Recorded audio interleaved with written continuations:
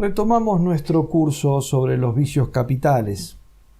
En esta oportunidad vamos a tratar del vicio capital de la envidia. Una vez más recurrimos a esta pintura del Bosco, la tabla de los vicios capitales, que nos describe el mundo lleno de perversiones tal como lo ve el ojo de Dios, reservando el Bosco un recuadro particular a la envidia. Veámoslo un poco más de cerca.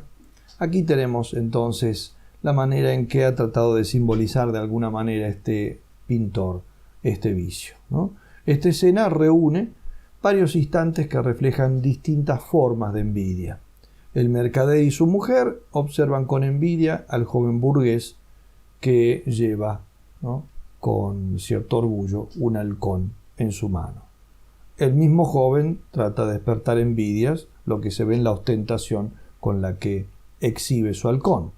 A su vez, el joven que lleva el halcón dirige su mirada envidiosa hacia la pareja de enamorados y finalmente, como una especie de símbolo un poco de lo que es la envidia, esa pareja de perros que está a los pies del mercader nos muestra de alguna manera como uno de ellos mira con envidia el hueso que el mercader tiene en su mano, mientras que el otro a su vez gruñe con envidia al otro perro. De esta manera, el Bosco ha querido mostrar la tremenda expansión que tiene este vicio en la sociedad. ¿Qué es la envidia? La envidia es la tristeza del bien ajeno, o dicho de otro modo, el deseo de arruinar o al menos de que se hunda por sí sola la felicidad de la persona envidiada. Melanie Klein la describe como el sentimiento enojoso contra otra persona que posee o goza de algo deseable, siendo el impulso envidioso el de quitárselo o dañarlo. Esto se encuentra en su libro Envidia y gratitud. Voy a citar varias veces a esta autora, cuyo estudio es marcadamente psicoanalista y muy afín a los principios freudianos. No avalo su teoría en conjunto, más bien discrepo en muchos puntos fundamentales de ella, pero considero útiles algunas observaciones de esta conocida analista. Ella misma, citando la obra de Crabbe, English Synonyms, añade: la envidia se duele al ver que otro tiene aquello que se quiere para uno mismo. El hombre envidioso se molesta ante la satisfacción ajena, solamente se siente tranquilo al contemplar la miseria de otros. Por lo tanto, es estéril todo empeño en satisfacer un hombre envidioso. La envidia es siempre una pasión baja que arrastra tras sí las peores pasiones. Hasta aquí la cita. Es por lo tanto un apetito de alguna manera infamante. Vindevogel, el médico, la llamó certificado del egoísmo. El vicio capital de la envidia y el de los celos con el cual está emparentado es uno de los que nace más naturalmente del orgullo y de la vanidad, como reconoce Aquilino Polaino en su obra En busca de la autoestima perdida. Allí dice lo siguiente: la persona orgullosa es envidiosa y se manifiesta como tal, lo que es origen de muchos conflictos, desavenencias y enemistades. Lerch, en su obra La estructura de la personalidad, ubica la envidia y los celos entre las vivencias emocionales del egoísmo, del deseo de poder y de la necesidad de estimación.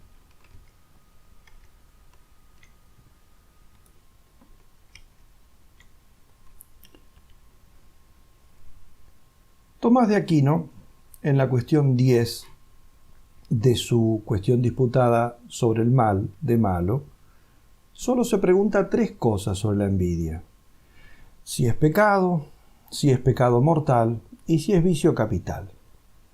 En ellas condensa los principios fundamentales. Puede resultarnos curioso que haya dedicado tan poco a un vicio que ha llamado tanto la atención de filósofos y literatos de todos los tiempos. Como señala Polaino en un estudio dedicado a los celos infantiles, que se titula Nota sobre la aproximación histórica al estudio del comportamiento infantil celoso, podemos rastrear las referencias a las pasiones de la envidia y los celos a todo lo largo de la literatura universal, desde el mundo griego a la actualidad. Son numerosas y muy valiosas las aportaciones, sigue diciendo Polaino, que desde la poesía, el teatro o la novela se han hecho sobre cuestiones antropológicas tan elementales y universales como esta. De ahí que añada que no es renunciable prescindir por completo de estas diversas y numerosas aportaciones. Por eso quiero recordar 2 o 3 cosas históricas. Así, por ejemplo, Esquilo, entre los trágicos griegos, la consideraba tan nociva que alababa a los que podían contemplar la dicha ajena sin experimentarla, pero él consideraba esto naturalmente posible a muy pocos sin un don de lo alto. Porque para los antiguos griegos ni los dioses se veían libres de envidia. Entre los moralistas latinos, Séneca afirmaba que el envidioso odia hasta el mismo nombre de virtud. Entre los románticos españoles, Benavente decía que es tan fea que solo anda cuando puede disfrazarse, en particular si puede hacerlo de justicia. Bossuet, el célebre predicador francés, no dudó en calificarla como la más vil, odiosa y vergonzosa de las pasiones, aunque frecuentísima. Y tan humillante es que notaba que si bien encontramos hombres y mujeres que hacen alarde de muchas pasiones, como quienes proclaman su sensualidad, su espíritu colérico e incluso su rapacidad, ninguno admite estar dominado por esta pasión cobarde y vergonzosa. Kierkegaard es, dice Polaino, uno de los autores imprescindibles en el estudio de la envidia. El filósofo danés la describía: esto es la envidia, está pronta a abandonar a un hombre, pero no a abandonarle en el sentido de permitir que caiga, está pronta más bien a contribuir a su caída. Y cuando ya esta caída es segura, entonces la envidia se apresura a esconderse en su tétrico rincón e invita a su aún más odiosa prima hermana, la alegría del mal ajeno, a regocijarse con ella para su propio mal. Otro autor clave es Max Scheler, quien aborda la fenomenología del hombre envidioso en su libro sobre el resentimiento en la moral. Para Scheler, la envidia más impotente es a la vez la envidia más temible. La envidia que suscita el resentimiento más fuerte es, por tanto, aquella envidia que se dirige al ser y existir de una persona extraña, la envidia que él llama existencial. Esta envidia, dice Scheler, murmura, por decirlo así, continuamente: puedo perdonártelo todo, menos que seas, y que seas el ser que eres, menos que yo no sea todavía lo que tú eres, ¿no? Esta envidia ataca a la persona extraña en su pura existencia, que como tal es sentida por el envidioso como una opresión, un reproche, ¿no? La envidia es un hábito de tristeza que predispone a ver con mal ojo, viene precisamente de invidere, el bien del prójimo y afligirse por él mismo. No hablamos aquí de la envidia como mera tentación o inclinación natural, la cual, como movimiento espontáneo y pasional, es premoral. Yo, cuando hablo de la envidia, estoy hablando de la envidia como envidia aceptada por nuestra libertad, ¿no? y que, a fuerza de repetirse esos consentimientos, ha terminado por generar un hábito o vicio. Lo primero que atrae nuestra atención en la definición propuesta, la envidia como tristeza del bien ajeno, es que exprese la naturaleza de la envidia apelando al concepto de tristeza. Porque, dice Santo Tomás, la tristeza es un mal personal. Lo leemos esto en la Suma Teológica, prima secunda, cuestión 36, artículo 1. Personal en el sentido de que perjudica a la persona que la padece. Por tanto, al decir que la envidia es una tristeza, consideramos que perjudica principalmente al envidioso y solo derivadamente al envidiado. Tristeza.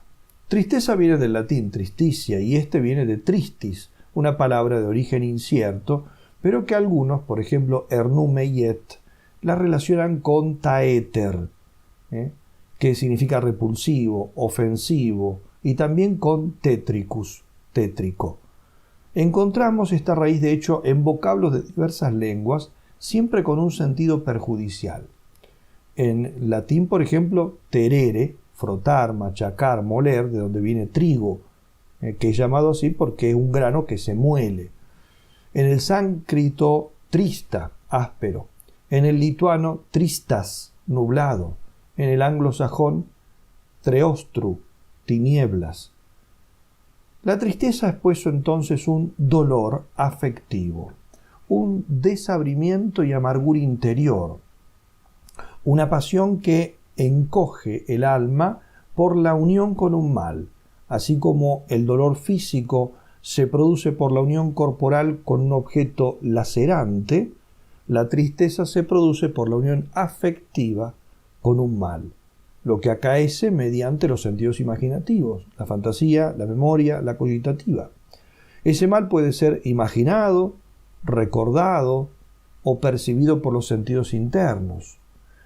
En el caso de la envidia, el mal, que es su objeto, es del todo particular, porque se trata de un bien de otro, pero considerado mal para el envidioso. Así decimos nosotros, me produce tirria que a aquel le vaya bien. Por eso, si su vaca da más leche que la mía, no quiero tanto una vaca más productiva cuanto que se muera su vaca, ¿no? Se entiende que la envidia siempre por eso es una mala tristeza, ya que hay ciertas buenas tristezas, como por ejemplo la tristeza de no ser más bueno, de no ser santo, lo que en realidad se denomina emulación. La tristeza, la envidia, en cambio, es ruin, porque percibe como malo y dañino algo que es un bien, no un mal. Es un bien que el otro tenga éxito, talento, cualidades, virtudes, riqueza, ¿no? De ahí entonces que el hecho de que yo esas cosas las vea como males para mí, tiene que producir efectos tremendos, justamente los efectos de una tristeza insana, físicos, afectivos y espirituales. Produce de hecho amargura, inutilidad, aspereza y en casos agudos hasta delirio y locura. Como se alimenta fundamentalmente con la imaginación, carece de medida. Porque la imaginación no es naturalmente limitable, ya que uno puede imaginarse una hormiga de pocos milímetros o imaginarse una hormiga de cientos de metros. Y cuando lo que alimenta la imaginación es el temor, ésta se expande cuanto se expande el mismo temor. Así las personas aprensivas siempre exageran los peligros que temen. Y la envidia es una tristeza alimentada por el miedo, porque los bienes que envidia son vistos como una amenaza. Un talento que opaca a los propios, una fama que ensombrece la del envidioso, un éxito que ocupa el podio que uno espera para sí. De ahí que produce una suerte de exterminio afectivo del envidioso, el cual, como lo suele describir la imaginación popular, es literalmente roído por su pasión cuando ya se ha convertido en vicio. Los que se dejan dominar por la envidia son por lo menos masoquistas. Decíamos además que es una tristeza visual. Dante por eso describe a los envidiosos como grises y tristes ciegos en el Cántico 13 del Purgatorio. Es un poder dañino de la vista. Deteriora al vidente mientras éste trata de perjudicar al que se mira con envidia. Plutarco hizo célebre al escultor Eutélidas al decir que era tan envidioso que hasta sintió celos de sí mismo al verse en el espejo, terminando por ahojarse y enfermarse a sí mismo. Ahojarse, el mal de ojo. Al margen de la dudosa veracidad de lo que aquí cuenta Plutarco, lo que el escritor griego quería subrayar es el poder tóxico de esta mala mirada o mal de ojo que hiera al prójimo. La figura popular del jettatore, ¿no?, expresión incorporada en el lunfardo argentino, pero que proviene del italiano jettatore, o sea, una persona que se cree que arroja, jettare significa eso, que arroja influjos maléficos sobre los demás, en particular con su mirada, ¿no? Tiene precisamente aquí antiguas raíces, ¿no? Pero igualmente yo matizaría mucho esta equiparación, ¿no? entre envidia y mal de ojo, ¿no? Yetatura, porque ya quisieran los envidiosos tener justamente eso, el poder de ojear a sus rivales, de hacerles daño. Si la mirada del envidioso pudiera verdaderamente causar lo que desea, estaríamos todos apestados, ¿no? Porque la pasión, cuando ya se ha convertido en vicio, hace que el envidioso esté constantemente mirando con malos ojos. Si pudiera realmente causar daño, estaríamos todos heridos por los envidiosos, ¿no? No debemos confundir la envidia con dos cosas. Por un lado, la tristeza que causa el éxito del malvado o la indignación por el triunfo inmerecido. Esto, más bien Aristóteles y Santo Tomás lo consideraban un movimiento virtuoso y ellos lo llamaban némesis. Lo encontramos, por ejemplo, expresado en la Suma Teológica de Santo Tomás, secunda, cuestión 36, artículo 3. En respuesta a la tercera objeción dice así Santo Tomás: el nemesético, transliteración prácticamente del latín nemeséticus, el hombre que tiene la némesis, ¿no? El nemesético se entristece de quienes obran indignamente. En este caso, esta persona no se amarga por el bien del malo, sino más bien por el mal que éste puede causar con su poder y sus logros y por la injusticia con que alcanzó dicho bien. Por eso, propiamente, no tiene nada que ver con la envidia, ¿no? En segundo lugar, tampoco hablamos aquí de lo que suele llamarse, con una expresión ambigua, santa envidia, ¿no? Que en realidad a veces otros la llaman emulación, ¿no? Y que define la Real Academia Española como deseo intenso de imitar e incluso superar las acciones ajenas, ¿no? Una palabra, esta emulación, que tampoco supera el equívoco, pues suele usarse a veces también negativamente, o sea, a veces se usa en forma positiva y en forma negativa, ¿no? Tampoco despeja el equívoco otra palabra que suele usarse, celo, celus en latín. Así Santo Tomás y Aristóteles la usan para referirse a un celo bueno, ¿no? Pero muchas veces la palabra celo también indica algo malo. Como vemos entonces, estas expresiones que designan movimientos buenos o virtuosos, no tienen palabras que la distingan completamente de la envidia. Por eso es que suele ponérsele calificativos, ¿no? Como decía recién, santa envidia, ¿no? O buena emulación, o buen celo, ¿no? No hay entonces, digamos, palabras que sean estrictamente distinguibles totalmente de la envidia, ¿no? Por eso no tenemos otra posibilidad para expresarnos bien que hacer aclaraciones cada vez que las usamos, ¿no?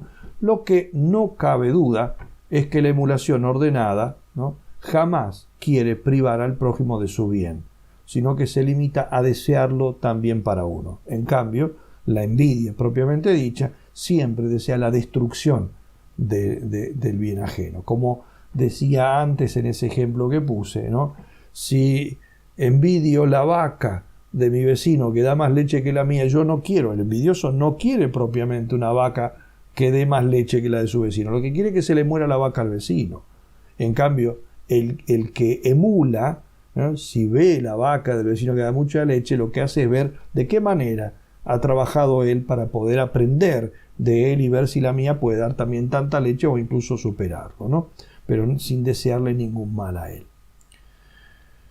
Tampoco se confunde la envidia propiamente con los celos, aunque ambos vicios son muy próximos. La celotipia también es una mala forma de mirar, pero respecto de cosas o personas que de alguna manera nos pertenecen o creemos que nos pertenecen, como por ejemplo el marido que cela a su esposa o la esposa que cela al marido, pero que justamente por los sentimientos que tiene temen perderlas o que otros pongan en ellas sus ojos y deseos, ¿no? Por eso mira a su objeto en términos de posesión. Eso es lo propio del celo, lo cual no se da necesariamente en la envidia.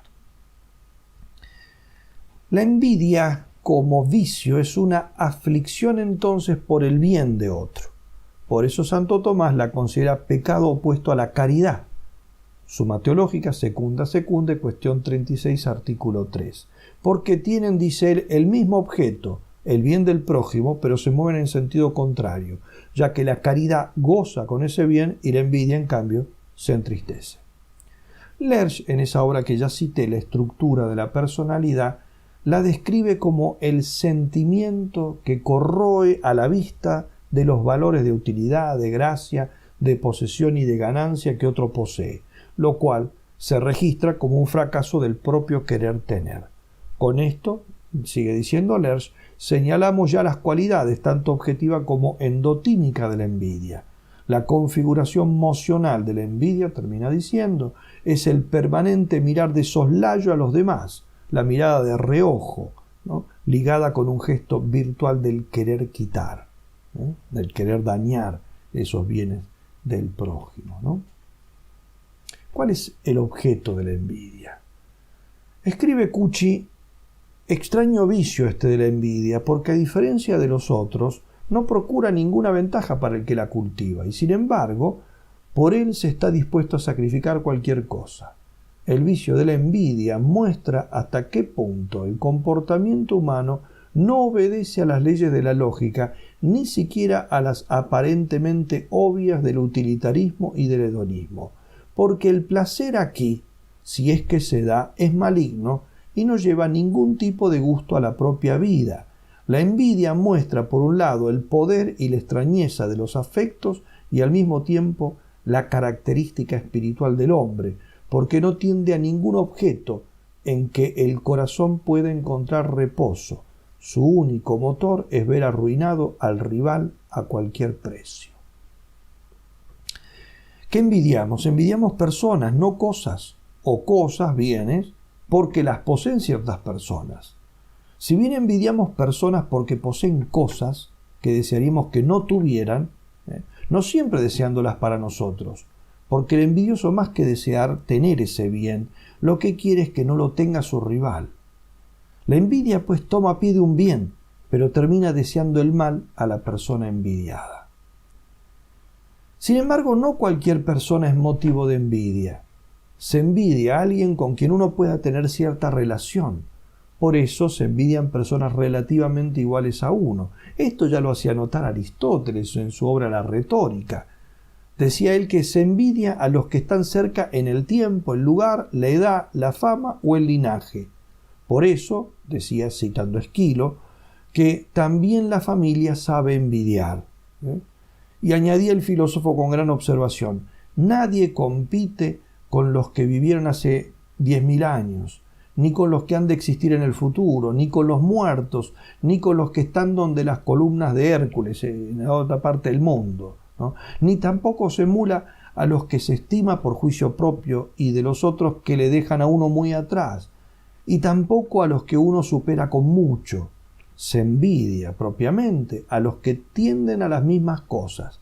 Así se envidia a los competidores en los juegos, a los rivales en el amor y en general a los que aspiran a lo mismo que uno, y sobre todo a estos últimos. Por eso se dijo: también el alfarero envidia al alfarero. Hasta aquí esa observación de Aristóteles, todavía tan actual.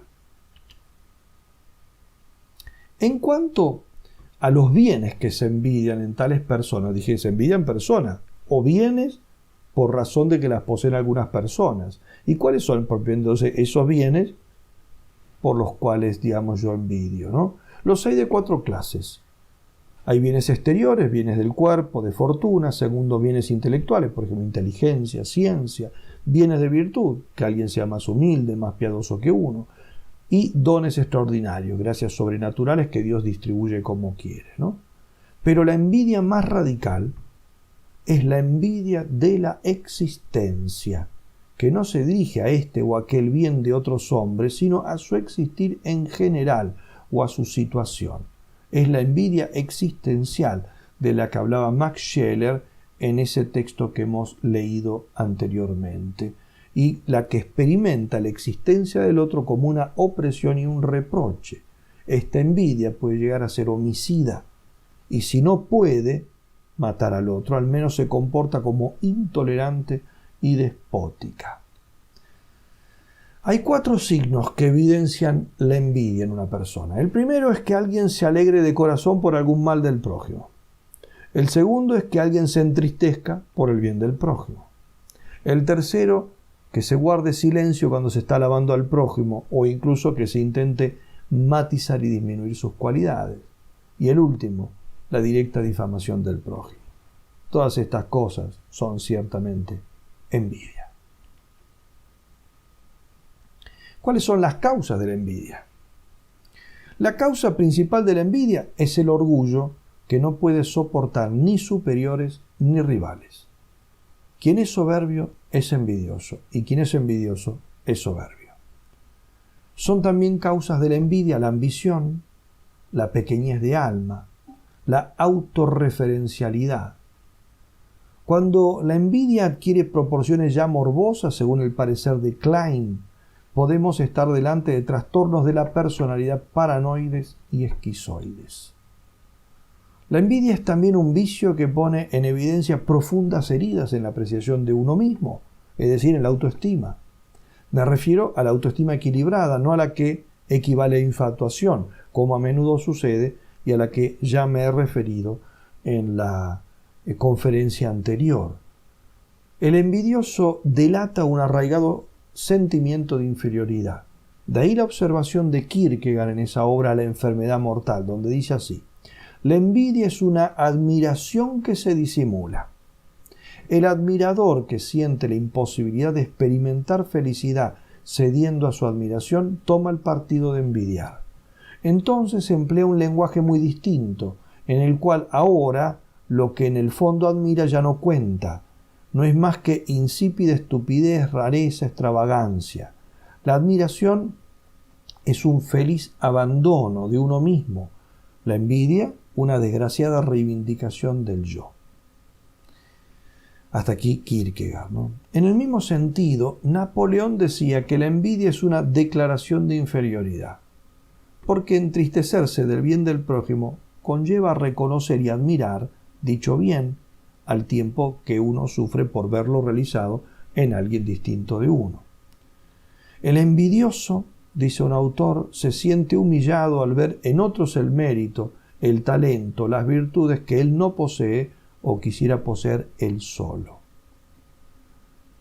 Para envidiar uno tiene que ser o estar persuadido de ser entonces inferior a quien se envidia. Por eso hacíamos notar con Aristóteles que uno no envidia a quienes considera que están a años luz de uno, ¿no? Sino a quienes están más cerca, ¿no? Y por este mismo motivo, la envidia, como nos pone en relación con alguien que está muy cerca de nosotros, suele ser el vicio menos confesado. Hay quienes reconocen, ya lo hemos dicho, y hasta se jactan de ser coléricos, ambiciosos, glotones, sensuales, mundanos, vanidosos, pero difícilmente encontremos personas que admitan, por lo menos con jactancia, ser envidiosas. Lo puede reconocer uno, pero porque está arrepentido de eso, ¿no? Porque es un vicio que deshonra, y quizá también porque pone en evidencia la inferioridad de quien lo padece. De la envidia procede un mundo de iniquidades, razón por la cual es contada entre los vicios capitales. La persona muy envidiosa, notaba desde el psicoanálisis Melanie Klein, es insaciable. Nunca puede quedar satisfecha, decía ella, porque su envidia proviene de su interior y por eso siempre encuentra un objeto en quien centrarse. También esto indica la estrecha conexión entre los celos, la voracidad y la envidia, sigue diciendo esta autora. De ahí entonces que tenga derivaciones tanto en el orden psicológico como en el moral. Como toda tristeza prolongada, la envidia ejerce sobre el organismo una influencia funesta. Con una notable observación decía Quevedo que la envidia va tan flaca y amarilla porque muerde y no come. Y Fray Luis de Granada advertía algo semejante, decía: la envidia abrasa el corazón, en el sentido de que lo quema, seca las carnes, fatiga el entendimiento, roba la paz de la conciencia, hace triste los días de la vida y destierra el ánimo, todo contentamiento y alegría. Klein relacionaba la envidia excesiva con rasgos paranoides y esquizoides anormalmente fuertes, son palabras suyas. Y en otro pasaje añade: existen razones psicológicas muy apropiadas que explican por qué la envidia se halla entre los 7 pecados capitales. Inconscientemente se la percibe como el mayor pecado de todos porque ataca y daña al objeto bueno que es fuente de vida. Este punto de vista, sigue diciendo Klein, coincide con el descrito por Chaucer en el relato del párroco, es uno de los cuentos de Canterbury, ¿no? Donde éste escribe: sin duda la envidia es el peor pecado que existe, pues todos los demás pecados se oponen a una sola virtud, mientras que la envidia impugna toda virtud y toda bondad. En su apéndice Los pecados capitales ante la medicina, López Peláez cita la obra de un médico que luego terminó siendo monje trapense, de Brain, en una obrita que se llama La teología moral en sus relaciones con la fisiología y la higiene, el cual, basándose en varios estudios médicos, consideraba la envidia un principio deleterio y causa de enfermedad tanto más activa cuanto que ejerce su acción en secreto y sin descanso. Y refiriéndose a estudios de otro médico, Charles Vidal, describe sus daños patológicos con estas palabras: la envidia influye en el sistema cardiovascular, perturbando la nutrición y produciendo lesiones viscerales macroscópicas que dejan ver en la autopsia del envidioso un corazón pequeño, vasos pequeñísimos, músculos descoloridos. La envidia hace que se aminore a sí mismo la intensidad de la irrigación sanguínea y de ahí surgen en el desorden de la nutrición general graves perturbaciones. La tonicidad del organismo disminuye, el cerebro se irrita y el tubo digestivo digiere con grandes dificultades. Todo esto es causa de delicuescencia orgánica, perjudicial a todos, pero muy especialmente a los ancianos y a los organismos pobres y empobrecidos. El vulgo lo ha observado estos fenómenos y los ha sintetizado en una frase que dice, al hablar de ciertas personas, que se las come la envidia. Bien, los médicos juzgarán el mayor o menor acierto de estos diagnósticos clínicos hechos a comienzos del siglo pasado. Lo indiscutible es que la envidia comienza su demolición por el mismo envidioso, que es capaz de ir contra su propio interés si no encuentra otro medio de perjudicar a quien envidia. Gregorio Magno nos dejó una lista de pecados que nacen de este vicio, ¿no? Por eso lo llamamos vicio capital. Santo Tomás de Aquino recogió su pensamiento expresándolo del modo siguiente: en el proceso de la envidia hay un principio, un medio y un fin. Se comienza por intentar disminuir la gloria ajena, ya sea ocultamente, lo que da lugar a la murmuración, ya sea a las claras, lo que se logra con la difamación. Cuando se logra menoscabar la gloria ajena, surge la alegría por la adversidad del prójimo. Si no se logra, se produce aflicción por la prosperidad ajena. Y todo esto se remata con el odio, porque del mismo modo en que el bien causa amor, la tristeza causa el odio. Ahí tenemos descritas entonces lo que serían las principales hijas de la envidia, los principales pecados que brotan de la envidia. Es realmente, como describía Edmund Spencer en un poema de 1590, ¿no?, un lobo voraz. Klein, que ya hemos citado varias veces, dice finamente que la envidia daña la capacidad de gozar. La envidia, afirma Lerch, da lugar al resentimiento. Más aún, es la condición previa para el resentimiento. Por eso ha jugado un papel tan importante y lamentable en los capítulos más sangrientos de la historia humana, como prueba el asesinato de Abel por manos de Caín, relatado en el libro del Génesis, capítulo 4, el odio criminal de Esaú contra Jacob, relatado también en el Génesis, capítulo 27, el intento de fratricidio de José por parte de sus hermanos, relatado en el Génesis, capítulo 37, el odio envidioso y homicida de Saúl contra David, que leemos en el primer libro de los Reyes, capítulo 18, y sobre todo la envidia del diablo contra los hombres. El libro de la sabiduría dice: por envidia del diablo entró la muerte en el mundo, y lo imitan quienes le pertenecen.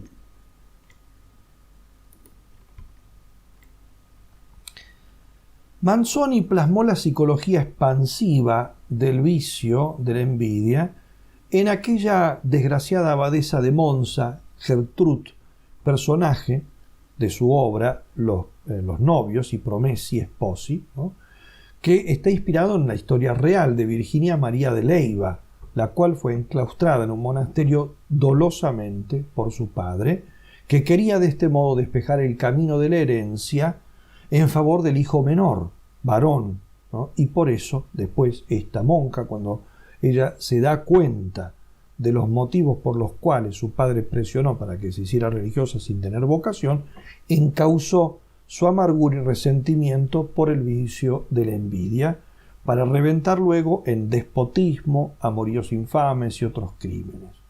Cuenta de ella Manzoni que al llegar adolescente al monasterio, y ahora son palabras de este gran escritor italiano, amamantada en la idea de su superioridad, hablaba magníficamente de su futuro destino de abadesa, de princesa del monasterio, queriendo a toda costa ser para las demás objeto de envidia, y veía con asombro y despecho que algunas de ellas no la sentían en absoluto, y entonces experimentaba dolorosamente por ellas la envidia que al principio había creído inspirarles.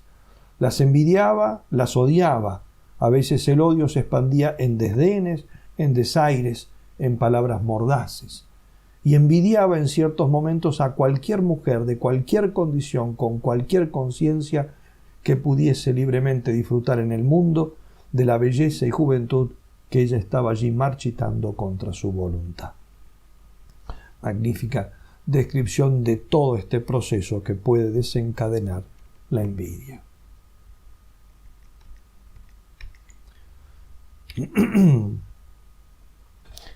Helmut Schoeck analizó en los años 60, desde la perspectiva marxista, por supuesto, la repercusión social y política de este vicio en su libro La envidia, una teoría de la sociedad.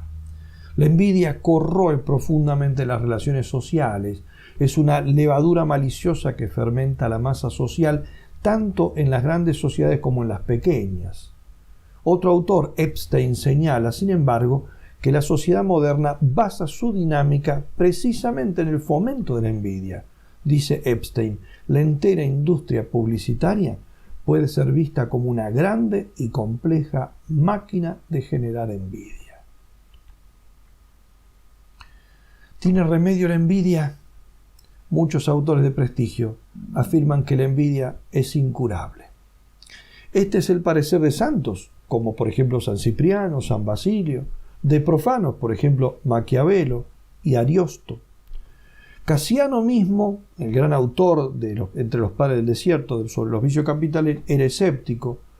El gran predicador francés Bourdaloue concedía la posibilidad, pero mediante un milagro divino que añadía él, Dios raramente realiza. Ahora bien, si acudimos a los escritos de los padres de la Iglesia, vemos que sin cesar citan saludables consejos bíblicos en contra de este vicio, lo que no tendría sentido si desesperaran absolutamente de su sanación. Por lo tanto, entonces debemos considerar que sí, que tiene, aunque sea muy difícil, pero tiene algún remedio. Este mal hay que atacarlo de raíz, y para ello hay que oponer las virtudes contrarias a las causas que le dan origen o a la naturaleza íntima del vicio. Siendo pues la envidia una forma de tristeza, será necesario para curarla distraer al envidioso hacia una actividad honesta que lo saque del marasmo donde lo empuja su negra pasión.